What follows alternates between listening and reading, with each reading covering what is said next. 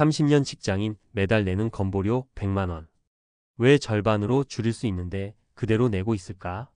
많은 사람들이 건보료라는 말을 들으면 당연히 한 번쯤 그거 그냥 내는 거지 별로 생각할 게 뭐가 있나 라고 생각할지도 모릅니다.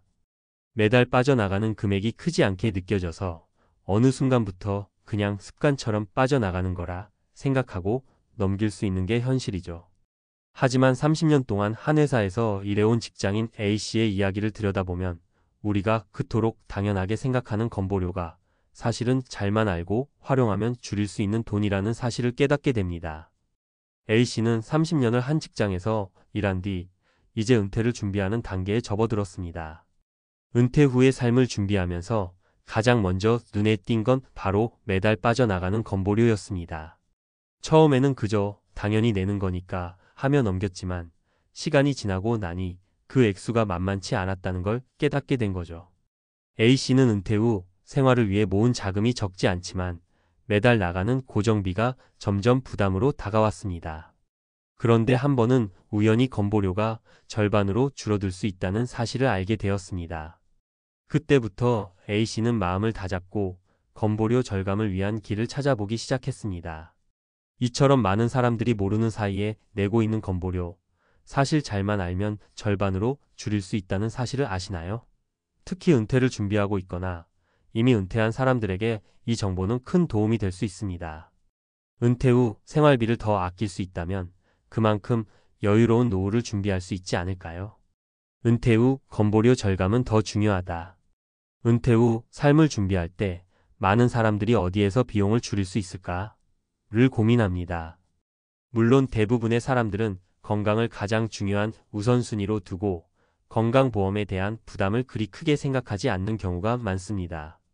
하지만 매달 빠져나가는 금액이 어마어마하게 커지면 그 부담이 조금씩 쌓여 결국은 은퇴 후 생활에 큰 영향을 미칠 수 있습니다. 특히 은퇴 후는 일하는 시절과 달리 수입이 일정하지 않거나 아예 없는 경우가 많기 때문에 고정비 절감은 더 중요해집니다. 이러한 현실을 직시한 A씨는 자신의 건보료가 왜 이렇게 나가는지 또 어떻게 절감할 수 있을지를 궁금해하며 몇 가지 방법을 모색했습니다. 바로 건강보험공단의 소득 역전을 활용하는 방법이었습니다. 소득 역전이란 일정한 기준 이하로 소득을 설정해 놓은 뒤 그에 맞는 적정한 보험료를 내는 방식입니다. 은퇴 후 연금 수입만으로 생활하는 사람들에게는 이 방법이 아주 효과적이죠. 그럼 실제로 어떻게 하면 건보료를 줄일 수 있는지 몇 가지 구체적인 사례를 들어 설명해 보겠습니다. 사례 1. 연금 수급자가 된 A씨의 변화. A씨는 은퇴 후 국민연금과 퇴직연금을 합쳐 월 200만 원 정도를 받게 되었습니다. 연금 수입만으로는 생활이 가능했지만 매달 빠져나가는 건강보험료가 부담이 되기 시작했습니다. 그가 매달 내던 건보료는 100만 원을 훌쩍 넘는 수준이었죠. A씨는 처음에는 그냥 이렇게 내는 거니까 하며 넘겼습니다. 그런데 어느 날 TV에서 건보료 50% 절감에 관한 이야기를 듣고는 큰 충격을 받았습니다. 그 후 자세히 알아본 결과 자신의 연금 수입만으로 건보료를 조정할 수 있다는 사실을 알게 된 거죠. A씨는 소득 역전 방식을 적용해 연금 수입을 기준으로 보험료를 재조정할 수 있었습니다. 결과적으로 그는 매달 100만 원 넘게 나가던 보험료를 약 50%인 50만 원으로 줄일 수 있었습니다.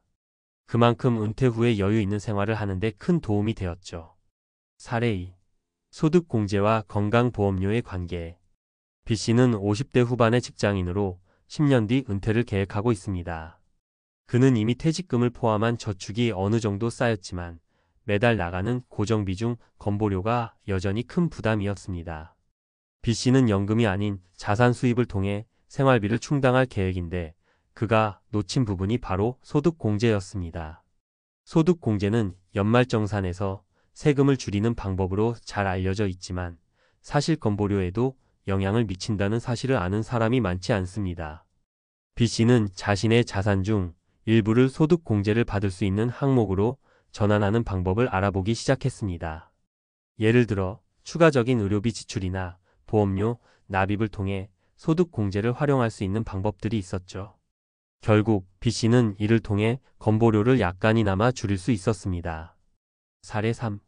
직장인 C씨, 은퇴 준비와 함께 건보료 절감 계획 세우기. C씨는 50대 초반의 직장인입니다. 아직 은퇴를 하지 않았지만 은퇴 후 생활을 준비하면서 건보료가 어떻게 변할지에 대해 깊이 고민하기 시작했습니다. 특히 그는 자신이 은퇴 후에 받을 연금과 기타 자산으로 생활할 계획이었기 때문에 건강보험료가 어떻게 책정되는지 잘 알고 싶었죠. C씨는 그동안 건보료는 소득에 비례해서 늘어나는 것이라고 생각했지만 실제로는 자산 수익에 따라 달라질 수 있다는 점을 알게 되었습니다. 그는 자신의 자산 현황을 점검하고 이를 기준으로 가장 효율적인 방법을 찾기로 했습니다. 그리고 은퇴 후에도 건보료를 절감할 수 있는 방법들을 미리 준비한 결과 은퇴 후에도 더 나은 재정 관리를 할 수 있게 되었습니다. 결론: 건보료 절감, 은퇴 준비의 필수 전략. 우리가 은퇴 후의 삶을 준비할 때 종종 놓치는 부분이 바로 고정비 절감입니다. 특히 건보료처럼 매달 고정적으로 나가는 큰 비용을 어떻게 관리하느냐에 따라 은퇴 후 생활의 질이 달라질 수 있습니다. 은퇴 후에는 예상보다 많은 부분에서 비용을 줄여야 하기 때문에 건보료 절감이 그만큼 중요한 전략이 될 수 있습니다. 따라서 건보료 절감을 위한 첫 번째 단계는 내가 내고 있는 금액이 적정한지 점검하는 것입니다. 특히 소득이 일정하지 않거나 연금으로 생활할 예정이라면 소득 역전 방식을 활용하거나 소득 공제를 적극적으로 활용하는 방법을 고려해 보세요. 또한 현재 나의 건강보험 상태를 점검하고 불필요한 부분을 줄여나가는 것도 중요한 과정입니다. 은퇴 후 더 나은 삶을 준비하려면 지금부터라도 작은 부분부터 차근차근 준비하는 것이 중요합니다. A씨, B씨, C씨처럼 이미 은퇴 후를 준비하고 있는 사람들에게 건보료 절감은 중요한 부분이며 이 정보를 알고 실천하는 것만으로도 큰 도움이 될 수 있습니다. 전문가의 시각: 건보료 절감 어떻게 실천할까?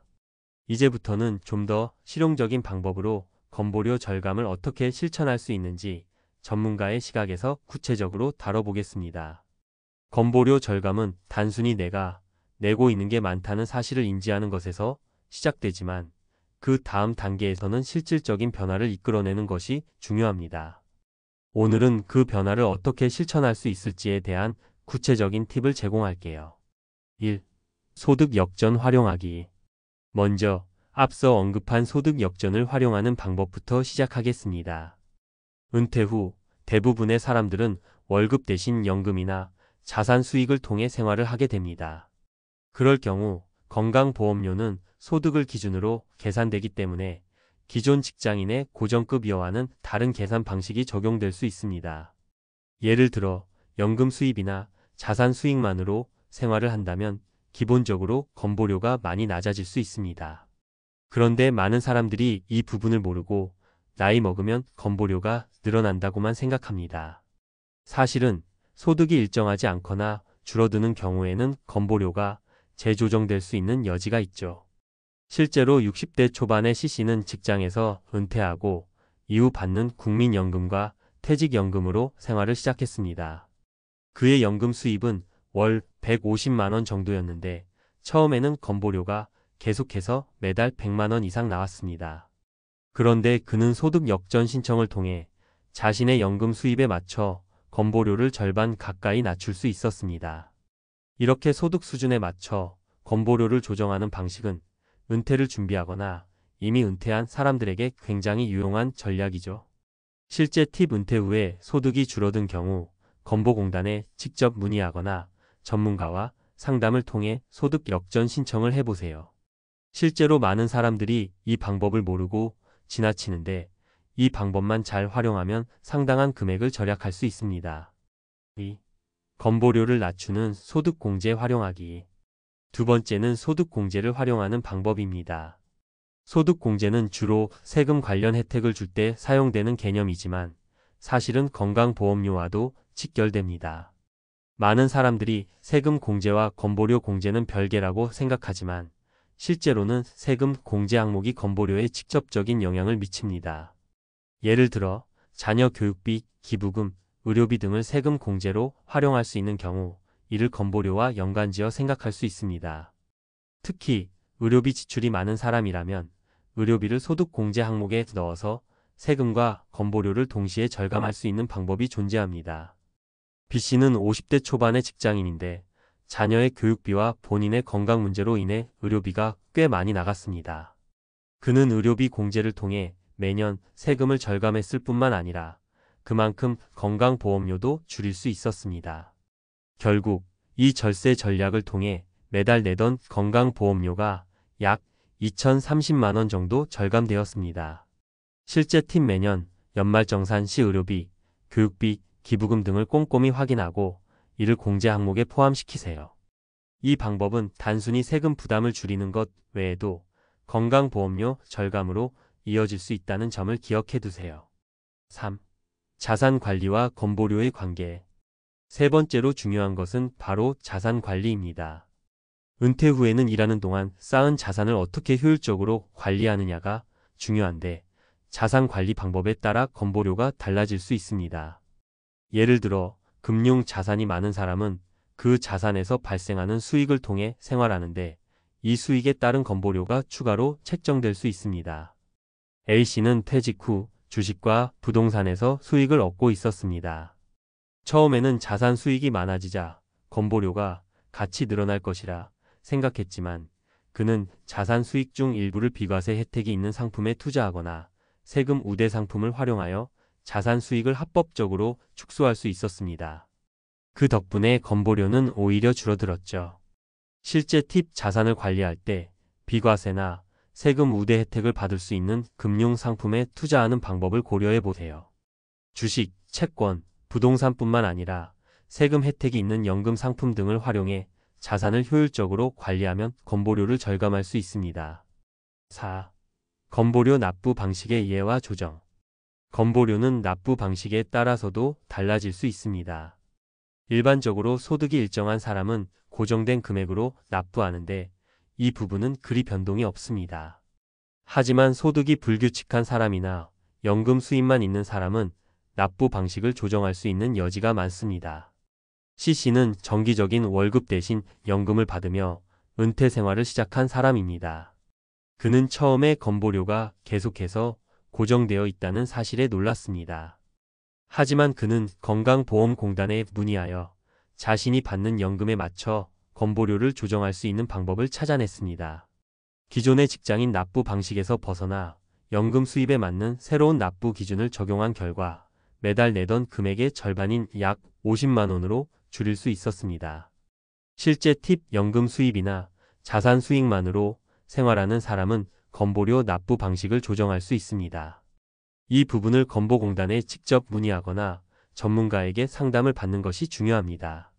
납부 기준을 다시 설정함으로써 불필요한 비용을 줄일 수 있거든요. 결론 건보료 절감 실천이 중요하다. 앞서 소개한 여러 가지 방법은 소득 역전 활용, 소득 공제, 자산 관리, 납부 방식 조정 등을 포함합니다. 이 방법들은 모두 은퇴 후 고정비를 줄이는데 효과적인 전략이 될 수 있습니다. 하지만 중요한 점은 단순히 이론만 알고 넘어가는 것이 아니라 실질적으로 적용하는 것입니다. 매달 내는 고정비 중 건보료는 예상보다 더 큰 부담이 될 수 있기 때문에 이를 줄이기 위한 실천적 노력이 필요합니다. 자신의 상황에 맞는 전략을 찾아 적극적으로 활용하면 은퇴 후 생활에 큰 차이를 만들 수 있습니다. 만약 현재 건보료가 너무 부담스럽다면 오늘 소개한 방법들을 하나씩 시도해 보세요. 건보료를 절감하고 더 여유로운 은퇴 생활을 즐기는 그날까지 차근차근 준비해 나가시면 좋겠습니다.